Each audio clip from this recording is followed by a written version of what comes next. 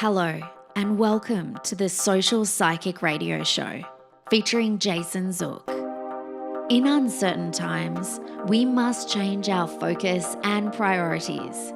This show will highlight social justice issues with the goal of expanding minds and increasing unity, love, and mutual respect for ourselves and our planet.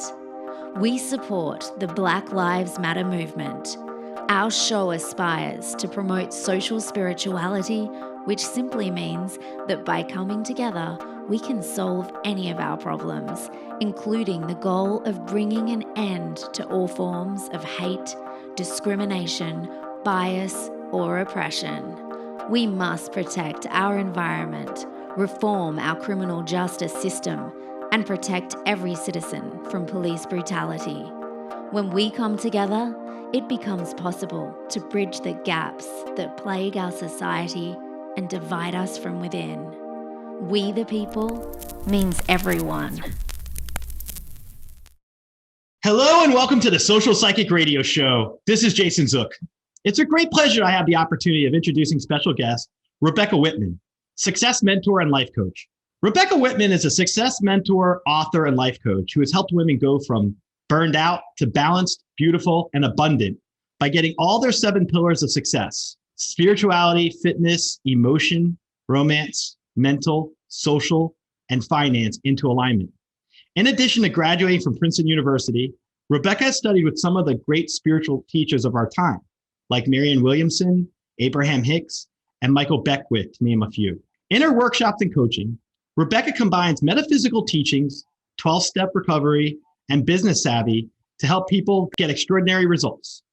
Rebecca helps women achieve balance within those 7 areas so that they can experience more fun and freedom in their lives. Currently, Rebecca hosts the Balanced, Beautiful, and Abundant podcast. She's been interviewed herself on TV and radio programs such as Good Morning LA, LA Land, The Aware Show by Lisa Garr, and has rated virtual stages with thought leaders such as Grant Cardone, Jack Canfield, and Les Brown. It is with great pleasure that I present Rebecca Whitman to the show. Hi, Jason. It's so great to be here. It's great to have you on, and I'm just so excited to have us discuss your background, your experience with empowering women, expansive breadth of spirituality and empowerment. So I wanted to ask you first, looking at your background, what do you think in our modern day, today, post-COVID era, you would recommend to women who you come in contact with through our audience? What would you recommend to them about how they can become more empowered based on your experiences? I think you become more, women get what they want by knowing what they don't want.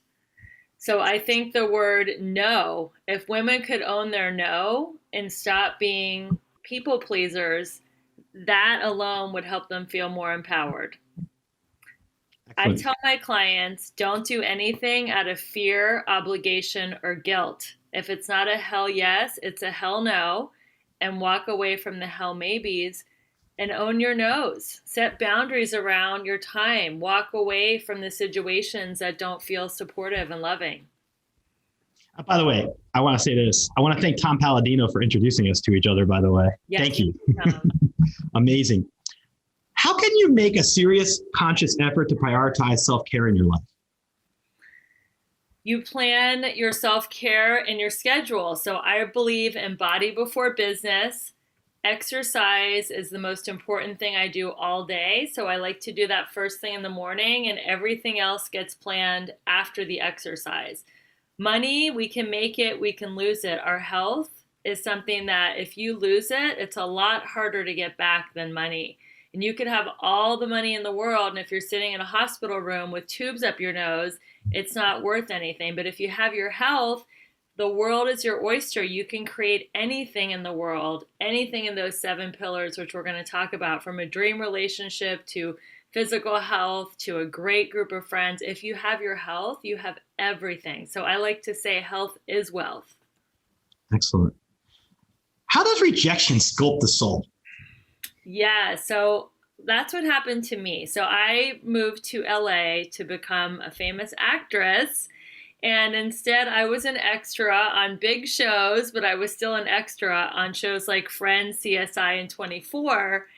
And I just was feeling rejected. So I learned how to go inward and how to feel fulfilled through spirituality, through being of service, through self-love, because the circumstances of my life, wanting to be a famous actress and it not happening, it wasn't working the way that I wanted. So I also had to deepen my faith. I like to say that I'm in the action business and God is in the results business. And I can take as much action as I want, but if it's not part of my divine destiny, then it's just not going to happen for me. But I learned so many great lessons. And because I had such a flexible schedule, because I wanted to be available for auditions, I had plenty of time to study with great spiritual teachers like Wayne Dyer, Marion Williamson, Michael Beckwith, Esther Hicks. And I really used rejection to sculpt my soul in a way that if I would have gotten everything I wanted and became a famous actress, I don't think I would have done the deep spiritual work that I had to do. When you were saying that just now, I kept getting yet. You're not a big actress yet. And I told you that when we talked off camera, but one of my psychic things I do when people talk about something in a topic, I'll get like it's like a subtle message that comes in while we're discussing it. And I get the word yet. So that's just my little 2 cents on your answer, by the way. You know what? From your mouth to God's ears. And I'm open for it. You know, maybe I had to be humbled first, because prior to moving to LA, I felt like I got everything I wanted. I was a nationally ranked tennis player. I was a graduate with honors from Princeton University. And I like to say now that God loves me humble, because when I'm humble, I'm teachable. So moving to LA really humbled me out. And I really needed that because I was a little bit arrogant when I moved to LA. Understandable. Most of us are like that in our lives. I think when we have certain things that go positive, we need to be humbled. But being humbled is probably one of the greatest things to appreciate, because when we have those amazing moments that will come for you and will come for me, we will have amazing moments in the future. It's just a given. It makes us appreciate it. And I think humility is one of the biggest things, right? One of my favorite quotes by Michael Beckwith is, he says, "A bad day for the ego is a good day for the soul." Think how boring our story would be if we didn't have any setbacks or disappointments, right? That's right. I mean, that's what we signed up for, right? When we took this incarnation, we didn't want to have a straight line. We wanted a ride, and a roller coaster goes up and down and all around. And that's what happens when we become, human, and we go on our path and we go on our adventure and our hero's journey. We have setback, which are really setups. I heard on a podcast, the further the fall, the bigger the bounce back. So I really think that's what happened to me. 2016, I lost my dad. In 2017, my divorce was final. In 2018, I wrote my book and started my coaching program. And ever since then, I've been on an upward trajectory. So that's just how it goes sometimes. And it's continuing. Yes, it is. I feel it. Into 22, 23, 24. Yeah, it keeps going up, up, up, up, up. Absolutely. When you look at the dating scene, what do you think, from your experience, what do you think men miss so much about understanding women in the dating environment? I think women want security. So when a man is gamey and doesn't return, I believe women should be pursued by men. So a lot of men are in the feminine role and they are gamey and they play hard to get, and they don't realize that they're actually in the feminine role. And I believe there's a battle for the skirt happening in the dating scene, where everybody is trying to be the more passive feminine energy, and nothing's happening. So I encourage the men who are listening to this to go after the woman you want. Let her know you're interested. Schedule her for dates. At the end of the date, schedule her for the next date. That was something that my fiance did that no other guy's done, and it made me feel so secure. By the time the date was ending, he's like, "When can I see you again?" And that made me feel so secure and not like, "Oh my God, what's going to happen? Is he going to disappear?" Because I have abandonment anxiety. So I like that he had the next date scheduled, because I knew when I was going to see him again. So I think men are missing that they get to be men again. Feminism was a socioeconomic movement, equal pay for equal work for men and women. But I think women still want to be pursued, and they still want men to be men. What if a female member of our audience is listening to our interview right now, and she has a massive crush on somebody, but she's terrified of rejection. And the person she has a crush on isn't aware of it. What would you suggest to someone in that kind of situation? I would call it dropping a hanky. So dropping a hanky is asking a man for an opinion, asking for his advice, asking him for directions. You could even ask him to be an escort to a big event that you have to go to, like a wedding or a play or something.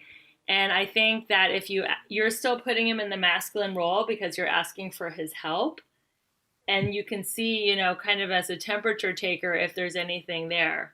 And then also, if she has a big crush on him, making eye contact and smiling is the international mating language, right? That, if he's not responsive to eye contact and smiling, he's probably not interested in her. If he is, he's incredibly shy. How do those roles differ now that we have social media? I know I'm around people in a social environment, even post-COVID, where I'll see younger people like exchange Instagram information. And next thing you know, they're adding each other. How do you think that's going to change the dynamic of dating in the future going forward from now on, based on what you just said? The equivalent of smiling at a guy from across the bar, right? Which is the former international mating language. You can drop a smiley emoji. It's the same thing as smiling from across the bar. True. So I think if you're interested in a guy, drop a smiley face emoji. Let him take it from there. If he doesn't respond, then he's not interested. But I wouldn't go after and pursue the guy unless you want a feminine guy. I mean, some women want to be in the masculine role and they want to pursue men and they want a more feminine man. And I don't have any judgment with that. I mean, I think feminine and masculine energy can be gay, straight, or lesbian. Just know if you want to be the one that is competing, controlling, conquering, going after the relationship, or you want to be the one who's receiving and available to the relationship. And whatever you choose, then you can pursue that. But yeah, it is interesting now that it's all digital. But yeah, smiley faces emojis are great. I feel like in the digital age, you could hit on somebody, be rejected by somebody, all in the span of a click, right? It seems like it's so different than the past. I feel like you could hide behind the filter of your phone or your screen that can give you some courage, but that could also give you increased fear and anxiety if you get rejected by trying to put yourself out there. Do you have any recommendations? Anyone who feels like they've been rejected multiple times? I know it helps shape the soul, but there might be people listening to us right now and say, I'm sick of my soul being shaped. I just want companionship and happiness and stability. How do I change being rejected to being accepted and finding someone that will match my desires? I think that life is a numbers game and life is all about the law of averages. So whether it's pursuing romance, business, anything, I'd say NATO, which stands for not attached to outcome. Play the numbers, keep going for, the numbers. And eventually, if you keep, pursuing women online, eventually you're going to find one who likes you. But if you get rejected and dejected after the third woman said no, then you're taking yourself out of the game. That's another thing. Think of it as a game. It is a game, right? It's a game, and it's a numbers game. Think of it as a deck of cards, right? Your queen is in that deck of cards. So how many cards do you have to go through to get to the queen? Sometimes she might be the fifth card in the deck. Sometimes she might be at the bottom of the deck. But if you think of it as the game of going through the cards to get your queen, you're going to keep going. I love that analogy. Can I borrow that in the future whenever I have a friend or client ask me for dating advice? Because I think that would probably be the best way to look at dating, not to take it seriously when you get hurt if you're rejected, but to look at it as, hey, the best way for me to make this successful is to keep doing it. I'm a weeble wobble. You knock me down, I'm back up. I'm back up. I'm back up. I'm going to keep doing this until I find the right person. It's a numbers game. Think of it like traffic. If we got 3 red lights in a row, we'll be like, oh my God, nobody likes me. Nobody likes my car. I'm never going to drive again. No, I just got 3 lights in a row because that's just, what happened. And eventually I'm going to get a couple green lights in a row. So you just drive. So you just take your ego out of it and you just keep playing the numbers game. I believe there's a lid for every pot. Everybody has their divine mate out there and you just keep going, sometimes quickly, sometimes slowly, but you just keep going and you play the numbers. What are the signs that someone should go into dating detox? Ooh, so that happened to me right before I met my fiance. I was on 5 dating sites and I had a matchmaker. And every single date I went on, I wasn't feeling a connection. I wasn't feeling any chemistry. And it's kind of like the law of attraction, right? Whatever you focus on, you get more of. So I was focusing on, oh, well, this guy's not right for me because he's this or that. And then I kept getting more guys that weren't right for me. And like, when I'm on like the 50th or the 75th guy that's not right for me, I'm like, okay, I need to like reset, recalibrate, wipe the slate clean. Whatever my thoughts were about dating, they were creating more and more and more of what I did not want. So I said, I'm just going to go on a 90-day dating detox. I'm not going to think about guys. I'm not going to talk about guys. I'm not going to look at guys, nothing. And 6 weeks into it, I invited my fiance, Ben, to my book launch party, and he bought a book, and he asked me to sign it at dinner. And I was like, I didn't even make it to 90 days, and it used to make me so angry. People like, oh, well, you're going to find love when you're not even looking for it. I'm like a hopeless romantic. How do I not even look for it?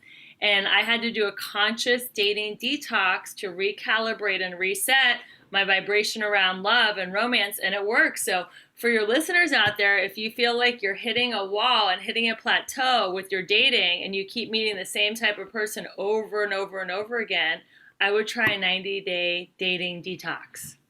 I like that. It's like, when I think of dating and rituals, like if you go out to a bar, now that we can start doing that again, it reminds me of like a National Geographic video with animals that try to mate. They puff out their feathers if you're a bird or a peacock. They do weird dances or they make certain sounds and calling sounds. We're not that different if you think about it. Our cues with one another, it might be more cerebral than it is outward. I mean, no, I think people still use their physical appearance to try to attract others, just like colorful feathers or prowess or whatever it is.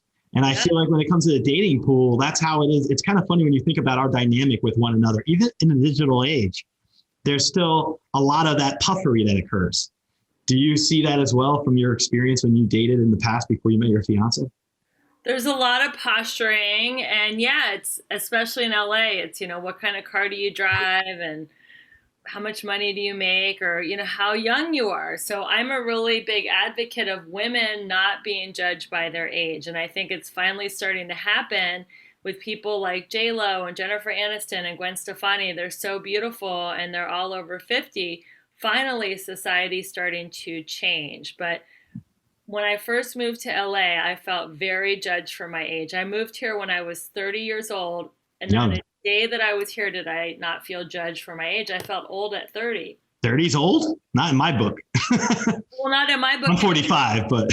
Yeah, it felt old in LA. And now I know that women are beautiful at any age. And I think that's a huge shift in society. So I think, women are trying to look young and beautiful, and men are trying to look wealthy and successful. And we do it different ways. But the people who are listening to the show, I know, are spiritual seekers or heart-centered people. And they're really wanting to feel that heart connection, that soul connection. And you can only really do that after all the posturing. Okay, he pulled up to the club in a nice car, but take it outside the club, take it outside the bar, really talk to the person, get to know their heart, and you'll know pretty much within 5 to 15 minutes if it's someone that you want to go out with again. And then just go out on another date and see what happens. Why is developing a morning ritual so important to creating an abundant life? How you start your day determines the type of day you have. So in my 7 pillars of abundance, the number 1 is spirituality. The 7 pillars are in order of importance. So when you wake up, you want to tap into a power greater than yourself. Because if you're the one running your show that day, I know with me, if I'm running the show, I feel a lot of stress, a lot of anxiety, a lot of pressure.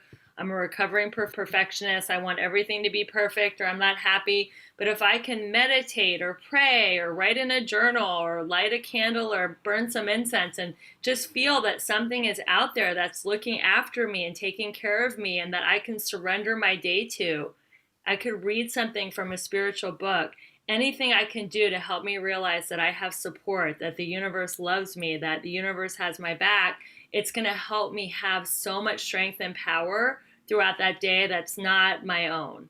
I need to tap into that. I mean, as Abraham Hicks says, I want to be tuned in, tapped in, and turned on when I start my day.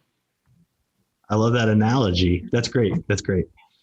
Can you tell us about your Elegant Warrior program? Yeah, so I train women to be elegant warriors. So to me, elegant means not fighting, not chasing, not pushing energy, but being feminine. Feminine energy attracts and magnetizes.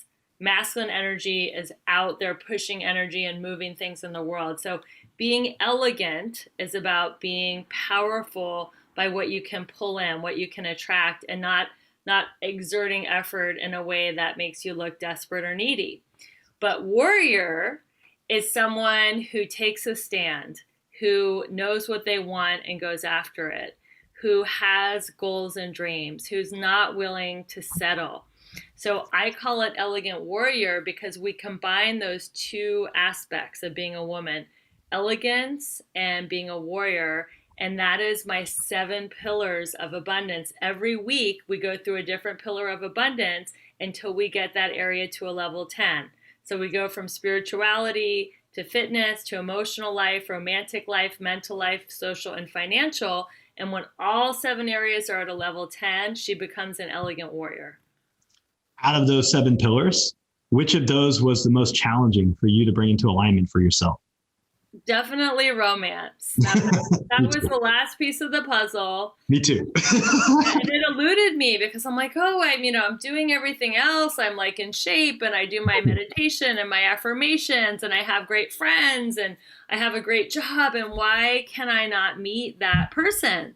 What is happening? And finally, I figured out how that snapped into place. And that was what we just talked about before, with resetting, with the dating detox. And also what really helped me in the romance area was surrender. I just decided, you know what? If God wants me to be single, I'll be single. I just want to be around high vibe, loving, happy, fun people, whether they're pets, coworkers, friends. I don't care. I just want to be around high vibe people because I had hit such a bottom by having just a terrible divorce that I just was like, I'm so done like trying to force my will. I remember sitting in a therapist's office and she asked me, Rebecca, do you want to be married? And I said, I want a life of ease, grace, and spiritual dignity. Whatever that looks like, I'm surrendering to that because I was fighting so hard to save a relationship that just wasn't meant to be. You know, the hardest words, the 2 words that I find the hardest sometimes to hear in my own meditative practices when I think about my own romance life, divine timing. Having to be patient. I mean, I am going to employ what you're talking about, by the way. This summer, I'm going to use the whole get out there, increase your opportunities. I'm going to get a deck of cards and I'm going to go like this every time I meet someone that doesn't meet my expectations. Reshuffle the deck, take the card off the deck and keep going. And I want to see just out of exercise of that, how that's going to play out for me. But I feel like you got a carpe diem kind of thing. You got to seize the day and you got to really pursue it to find your better half. And I believe the universe with divine timing does intercede on occasion. So I'm going to do a little hybrid approach. I'm going to see how that works for me. I'm going to use your approach and then I'm going to incorporate, I guess I should say, appreciation of divine timing and manifestation. Do you have any viewpoints on that? Visualization. Visualize yourself with your soulmate. What does it feel like to hold their hand, to walk on the beach? What does the water feel like? Lapping on your ankles. What is the temperature like outside? Are there clouds in the sky? Is it you and your soulmate on the beach alone, or are there children playing? Like, do some visualization around it too. I like that. I like that. I know you have your book, and I want to share that with our audience, How to Make a Six-Figure Income Working Part-Time. And my first question is, what motivated you to write your book? My dad was on his deathbed and he said, Rebecca, will you write something? I don't care if it's a book, an article, a blog. You have a very unique worldview and I want you to share it with the world. And I had no idea what I was going to write. And I believe that God speaks through other people. And I was sitting in my financial planner's office in workout clothes. He was looking at my real estate and my stocks and everything was expanding. And he said, you know what? You always come into these meetings in workout clothes in the middle of the day. You need to tell women how you're doing it. And I said, you know what? That's exactly what I'm going to do. And I called the book, How to Make a Six-Figure Income Working Part-Time. And it's not no money down real estate or get rich quick. It's living a holistic lifestyle and having a work-life balance. And when you're happy and in alignment and high vibe, the money's going to come in. And that's what the book is all about, is those 7 pillars of abundance. And the last piece of the puzzle is the finances. Most people think that's the first thing. I'll make a whole bunch of money, then I'll hire a personal trainer and look good. Then I'll date and I'll meet my soulmate. Then we'll have great dinner parties with other couples and have a great social life. Then we'll go on meditation retreats. But it's the last piece of the puzzle is the financial piece.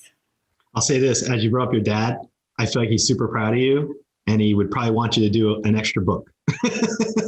Something additional just because of your impact and what you do. Love it. Well, I have an outline of another book written. It's called The 7 Pillars of Attraction. And it's how I went from totally divorced and brokenhearted to engaged to the love of my life. So I have the outline written. I just need to set aside the time to write it. So I will take that as encouragement that I will write that. When's the wedding date? Any date confirmed? 12/21/21. Oh yeah, that's great. That was alignment. Yeah. I'm all about alignment too. We were talking about that with synchronicity and stuff. I love that. That is amazing. That's amazing. I love that. We're going to be right on the beach in Malibu, and I'm so excited. Congratulations. Thank you. What does financial abundance mean to you? So money, just for the love of money, I do believe it's the root of all evil, and that's greed. But what money is for is it's an energy that gives you freedom. So money gives you the freedom to do what you want, when you want, where you want, and with whom you want. So life is short. We don't want to spend our whole life working for money and be a slave to it. We want our money to work for us and have financial freedom. So that's why I believe everyone should have financial abundance, not because they want to get a pile of money, but because I want them to be free, to have a beautiful life and to have great vacations and memories and connections and conversations, and not be working their whole life and then be 80 years old on their deathbed and go, wow, I just worked for 80 years. What was that for? We've all heard of the term bucket list. What would you say to somebody who has a bucket list but has been afraid to check off the items on their list because they feel like they need to wait for something else to happen before they can do X, Y, or Z on their bucket list? I would say just do one a year.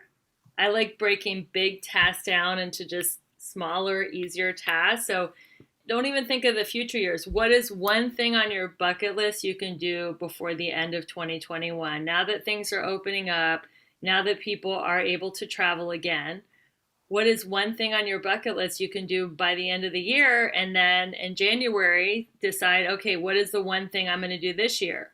And just do one thing a year. I love that.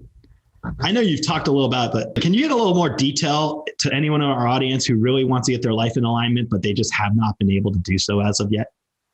If you really want to get your life in alignment and you're not doing it, then you're not in enough pain. So you're either pushed by pain or pulled by a vision. And that's another quote by Michael Beckwith. So either you hit bottom and you just can't do another day in your relationship or in your job, or, you know, with not being able to pay your bills, and you just hit like a really emotional bottom where you're like, I can't do this one more second. Or you catch a vision of, oh my God, there's another way to live. You mean, I don't have to live paycheck to paycheck, and I don't have to live with somebody that I hate, and I don't have to live like, you know, spending all this time in rush hour and, you know, honking my horn at people and being so stressed out. Like, there's another way to do it. So they have to be either hit their bottom or catch a vision, a glimpse of what they want. And hopefully they can get that vision through finding their life purpose. I actually have a really great questionnaire for finding your life purpose that I'll be happy to give any of your listeners that want to know. And once you have your purpose, then it's a lot more inspiring to get out of that relationship, to get out of that dead-end job, to find a way not to spend hours and hours of your month in rush hour traffic. And I feel like sometimes you got to be afraid to go outside your comfort zone, take risk, and not be afraid of failure. That fear of rejection, that fear of failure, I think keeps so many people stuck in their mindsets, and they have to unstick themselves in order to achieve greater balance. Would you agree with that? Or do you have your own I opinion? agree. I think so many people are so scared of failure that they stay in their comfort zone, but everything you want, if you're listening, is outside your comfort zone. And fear of failure is just fear of what other people think. So if they're not paying your bills, they're not going to be going with you into your coffin when you die. So who gives an F what they think? They don't care if people think of you for 2 seconds. They'll be like, "Oh, she failed at that business. Now, what am I going to have for dinner tonight?" Like they're not going to give what you did or didn't do in your pursuit of excellence a lot of energy. We think we are way more important than we really are to people. So I would say to your listeners, find your passion and go for it, and fail hard and fail fast, because the faster you fail, the closer you are to learning what not to do. And actually, mistakes are not to be feared. Mistakes are the stepping stones to success.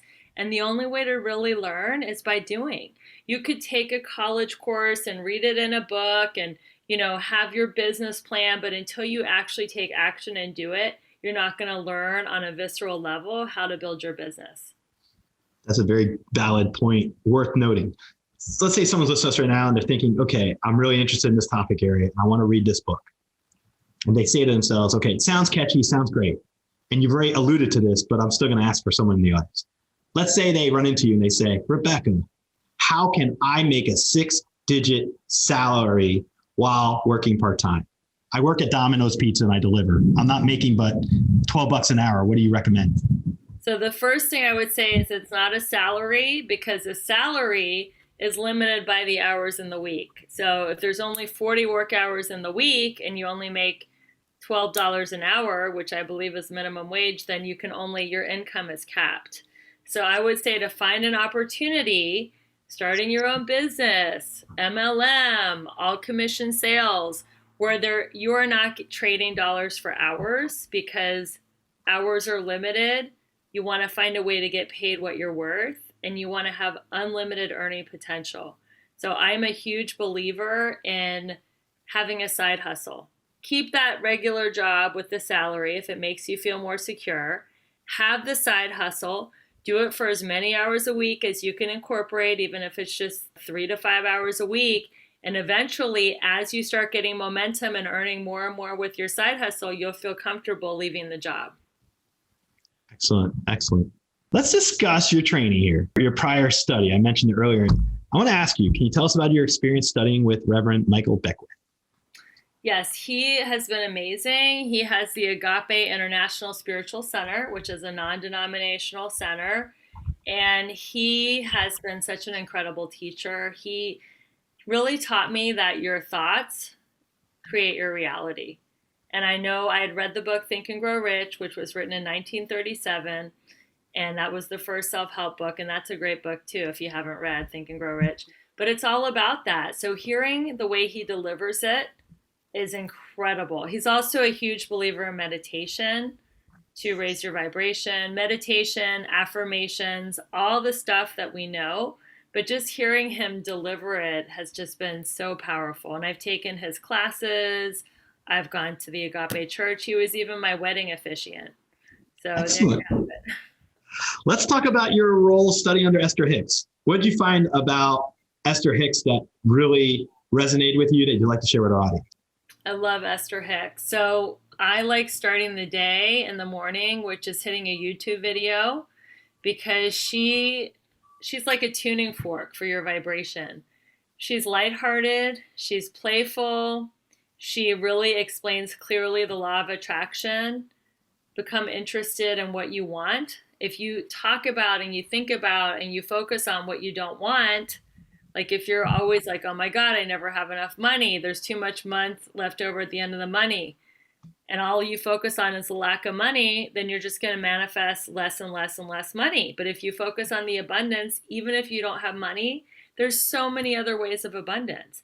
I have an abundance of friends. I have an abundance of health. I have an abundance of clothes. I have an abundance of beautiful nature to walk around in my neighborhood. You focus on what you want, and then that's how you manifest more of it. What's it like studying with Marion Williamson?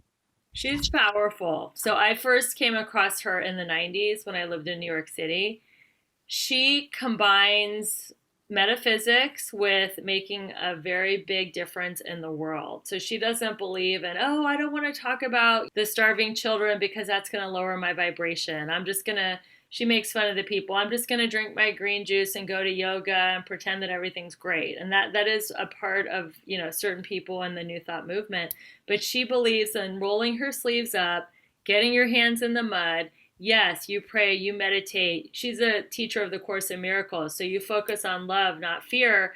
But you can also use your spirituality, use your power of being tapped into divine energy and love to affect a change in the world and to really work with the less fortunate. And I love that she takes metaphysics and she brings it to such a practical level. What about Wayne Dyer? Yeah, Wayne Dyer is really focused on, again, the solution. I love his book, The Power of Intention. I love there's a spiritual solution to every problem. I love that he studied a lot of the ancient texts, and he takes, like the Bhagavad Gita, and he takes ancient texts and he talks about how they're still relevant today. So again, it's the same thought, the law of attraction, and what you focus on, you get more of. But he's just, it's through the channel of Wayne Dyer. And he, even though he's no longer with us, he still has a podcast with new episodes every week. So I don't know how Wayne's doing it. He's putting out content from the other side of the veil, but somehow he is still relevant. And he's very empathetic because he's a psychologist. So he just really, listening to his podcast and just listening to how he teaches, he's just so empathetic to people and just cheering them on to wanting them to be their best self. What's your viewpoint on spirituality? Spirituality is the foundation to live a happy life. So we all have a God-sized hole, and we can fill it with shopping or sex or gambling or whatever it is that we're addicted to, drugs, alcohol. But if we learn how to fill our God-sized hole with God, and we learn how to feel fulfilled and happy within ourselves, regardless of what the people around us are doing, then that's true happiness. So I believe we get to become happy, whole, and complete first, and then we get to share ourselves with the world. And that is what spirituality does, and it's everything. Who's made the greatest impact on your spiritual growth and why? These are great questions. I would say it's Michael Beckwith, because he's very playful about it. So is Abraham. They're both, I really believe in not taking ourselves so damn seriously, right? So there's a difference between religion, which is about the rules and the rituals, and you don't get out of line, and you got to follow everything to the T, or you're wrong, or you're bad. Spirituality is playful. It's fun. It's connected. It's loving. It is feeling excited, just like kids feel excited about life. It's not about the rules, and it's not about feeling judged and less than if you're not doing everything perfectly. So that's why I love spirituality, and I've learned a lot about it from Michael Beckwith. I love spirituality myself. Every time I have these kind of conversations, I'll have like a runner's high with endorphins for hours afterwards. Our conversation tonight doing the show, I will feel elevated for a while because I just love these concepts and topics. And I also think that by us sharing it with our audience, it gives us the ability to create our own positive flow for our listeners and our audience. It's such a great opportunity each day to do, I want to ask you this. Can you describe your study of personal relationships with Dr. Pat Allen, Allison Armstrong, and Landmark Education? Sure. Well, I'll start with Landmark Education because that to me is more psychology than relationships. It's more events happen, and then it's our perception around what happens that make us have our viewpoint. So it takes all the emotion out of it, and it just strips it down. A tree falls in the forest. That's all that happened. We don't have to make up a story. Oh, the tree was my best friend. The tree, fell in the forest because, my mother neglected me. Like, no, it's just the fact. So Landmark is it's almost very male, and it's very just logical. It takes all the emotion and the hysteria out of it. And I really like it because change your story, change your life. So Landmark taught me how to change my narrative around certain events. Okay, let's start with Pat Allen. Pat Allen is all about the masculine and the feminine energy. Masculine energy wants to compete, control, and conquer. Feminine energy wants to receive and be available and respecting. So it doesn't matter if you're gay, straight, or lesbian. You can still, there's usually a very defined masculine and a very defined feminine energy in any relationship. And it's about learning how to communicate with the other person. So most people say, I think, what do you think? That's two guys talking. I feel, what do you feel? Is two feminine energy talking. So if you are feminine, it's I feel, what do you think? And if you're masculine, I think, what do you feel? And it's learning how to communicate to the masculine or the feminine energy of the other person. Alison Armstrong, she interviewed thousands of men and she came up with certain themes and what they want. And she has really great courses just teaching women how to communicate with men. It's a combination of Pat Allen and the spirituality. And she started teaching. It was, I think, her leadership project from Landmark Forum. So Alison Armstrong is kind of all three. She's a very scientific person in how she just studied men. She understands the masculine and the feminine energy, which is Pat Allen's work, but then she combines spirituality. And she has a vision that I am actually living into, and that's of a partnership. Where Pat Allen's work is more old-fashioned, right? The man goes out and he works and he earns money and the woman stays home. But Alison Armstrong teaches about having a power couple where both people are super powerful in the world, but they are in partnership. They're not in competition. So if you look at Jay-Z and Beyonce or Michelle and Barack Obama, all these couples are power couples. They're both very powerful in the world. I love the two couples you mentioned, by the way. My two favorites. I was going to say J-Lo and A-Rod, but they broke up. So Unfortunately. And Affleck, if they're still even together when this podcast comes out. They might be. Hopefully. Yes. What are your viewpoints on soulmates and how do you think they factor into dating or trying to match yourself? I mean, soulmates can exist in various realms. It doesn't just mean romantic. It could be a friend. I have a best friend of mine who's a soulmate of mine, and she's married, and we call each other soulmates because of our intense connection. But I want to ask you, do you have a view? What's your view on that? Like soulmates? So a soulmate is someone that you meet them and you feel like you've known them forever. Like you just feel so familiar, like, oh my God, you're back. You just feel an instant connection. Like, there you are. I love you. And they know everything about you intuitively and you know everything about them and you just get each other. And yeah, you can have soulmates in work and platonic as well as in romance. Twin flames to me are two souls coming down together. They incarnate together and one splits off into the feminine and one splits off into the masculine. So you're literally like mirror images of each other. And if you are highly evolved and happy, that's a great thing. If you're not highly evolved and happy and you see a mirror image of you and another, then it can just drive you absolutely crazy. So a lot of twin flames are very toxic with each other. They fight all the time. They're what we call the Bickersteins, right? They're just constantly at each other's throat. And it does not seem like anything I want to sign up for. I would much rather be with a soulmate who totally gets me, who I feel comfortable with, that I've known in many lives, and we get along great, than a twin flame. Maybe in the next incarnation, but in this one, I'm so happy that I found an awesome soulmate.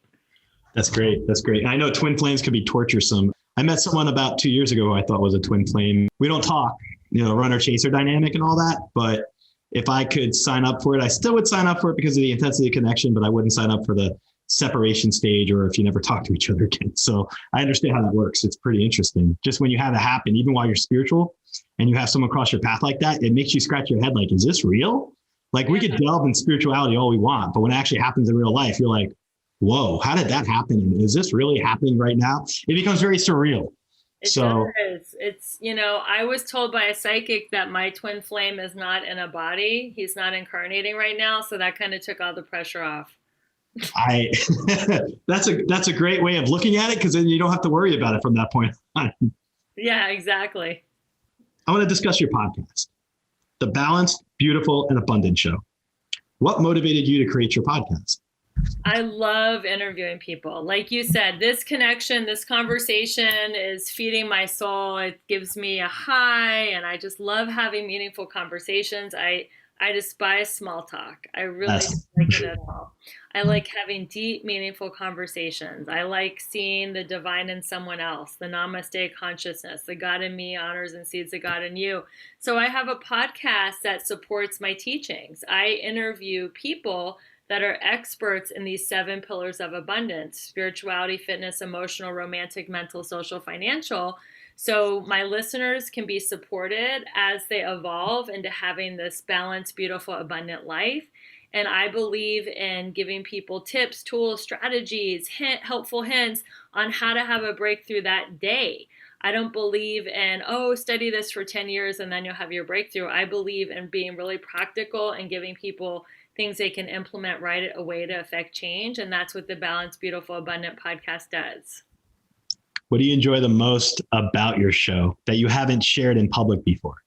Learning. I love learning. I am just a constant seeker and student of life. And there's things that my guests have said that I am practicing every day that has changed my life. And if I did not have the show, I wouldn't have ever met these speakers. I'm going to ask you a question, and you're going to have to think of it carefully here. Which guest did you enjoy having on your show the most, and why? Oh my God, I can't even answer that because I've had over 50 guests and I can't answer that. I will tell you this. I had a former mentor in sales that I had a lot of negativity and unresolved feelings around. And I did a lot of forgiveness work in my own mind and heart, not with him, but everyone. I love the affirmation, I forgive everyone for absolutely everything, especially me. And through that forgiveness work, I was able to just be present with him and have an incredible conversation with him and not see him through my old stories and through my old, misperceptions or hurt feelings of what had happened. And it was just like seeing him for the first time, but yet he was my first mentor and we have a 25-year history. So I think that was a really beautiful interview for me. I think anytime you can have a great conversation, and then we just happen to have people listening to us talk or watch us talk. But I feel like when we talked last week, we had a similar dialogue without the cameras on or without, recording. But I agree with you 100%. I think it's so important that you can forgive, let go. That's one of the things I did the most in the last year, through quarantine. Let go of the past, forgive everyone. I love that, your mantra, forgive everyone for everything. Especially me. Especially yourself. I believe letting go and surrendering is probably one of the biggest secret powers we all have within ourselves, right? To hit the reset button.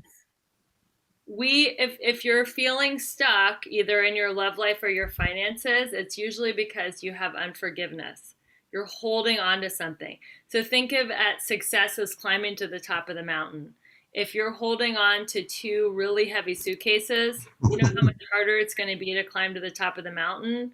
But if you have nothing in your hands, but you're excited, you're playful, you're joyous, you're like, yay, I'm going to the top of the mountain, it's going to be a much easier climb. So it's all about letting go of resentment and forgiveness. I love that. That's such a great thing. Let me ask you this. In the last 2.5, 3 years of your life, I know we all had COVID and everything. What do you find was the greatest challenge and obstacle that you had to encounter to overcome to where you are today? So I am an adrenaline junkie, and I used to get a high off checking off my to-do list. I'm going to get this done and then get that done and then go over here. And I'm just going to get a parking place right in the neck of time. And I'll be 5 minutes late, but I'll get there. And there's an adrenaline that comes from being like a compulsive overdoer. So I got to be a human being instead of a human doing during COVID. And I am like type A, so I found a way to be overscheduled with Zoom calls and sign up for 10 million online self-improvement courses while I was home. But it wasn't the high of I got to get here and then I got to get there. My dad said I used to be like a firefly, like I would just flit from activity to activity, and I was running from myself. I was not being present to my soul and just my feelings. And I was just running around to not feel, like an addiction, just like any other addiction. And it really took that addiction of just being, constantly on the move away. And I'm a lot more comfortable in myself right now. And I'm a lot more comfortable just being at home and being still. I love that. Let me ask you if you could share with our audience where they can find you. Sure. So you can find me at my website, RebeccaElizabethWhitman.com. I have an awesome quiz there called the Balance Quiz, where you can see which of the 7 areas of your life are in alignment and which of the 7 areas of your life are out of alignment. It's a 2-minute quiz. It'll give you a great snapshot into your life so you know exactly what you get to celebrate that's working for you and what needs support and bolstering. And then you can also find me on Twitter and on Instagram at Rebecca E. Whitman, as well as Clubhouse at Rebecca E. Whitman. But the best place to find me is on my website, because you can get my quiz, you can get my email address, and you can stay in touch with me that way. I have a great newsletter. And of course, you can find me on the Balanced, Beautiful, Abundant podcast, which is on Pandora, Apple, Spotify, all the major places where they have podcasts. Can you tell our audience about your Facebook group too? Yes, I have a Facebook group called the Balanced, Beautiful, Abundant group. And again, it's more support for people who are wanting to achieve balance within these 7 pillars of abundance. And I have lots of great content on there. And I would love to have you in the group and have you be a part of my community, because community builds immunity. So you want to have a great community of other people that are wanting to have an abundant life. And I'd love to have you be a part of it. Excellent. If you could describe yourself in one word, what word would it be and why? I've never been asked that question, but I would say joyous. And why? Because it took a lot of suffering to get this happy. I Wow. had to go down, down, down, down, down to feel the pain, real pain of being a human and having my heart broken and not having the approval of others and not getting what I wanted, to really realize that none of it matters. We're all going to die anyway. And we just get to love and be loved. And I choose to be happy. It's a daily choice that I make. And I am happy because I choose to be. If you were to look at your past self, let's say the one that you described earlier when you went through your prior divorce and you were feeling in your lowest moment, what would you say to your prior self at that time frame, and why would you, what would you say to your prior self, and why? I would say this too shall pass, and you're going to learn from this divorce, and you're going to learn from the heartbreak what it is to be a human. And you're going to learn that part of being human is not always getting what you want, and that it doesn't matter what the circumstances and situations and people around you do, that my happiness is not predicated on that it's predicated on my connection with the divine, and that people will come and go, but it doesn't matter, because my soul will be not harmed or endangered because I'm connected to the divine. Wow. I love that. I really do. I want to thank you for coming on. I'm amazed at what you've accomplished and who you've studied with and what you've made and created from your circumstances. I think that's amazing. I really do. Thank you. That means a lot coming from you, because I know you're a psychic and you're also very evolved on your spiritual path. Thank you. It means a lot coming from you, and it's been a delightful conversation. I have you on my show. I would love that. Just let me know. Absolutely. 100%. Having you on the show today, I learned from each guest, like you said. You learn, right? You learn along the way when you do a show or when you're doing any of this. We all learn every day.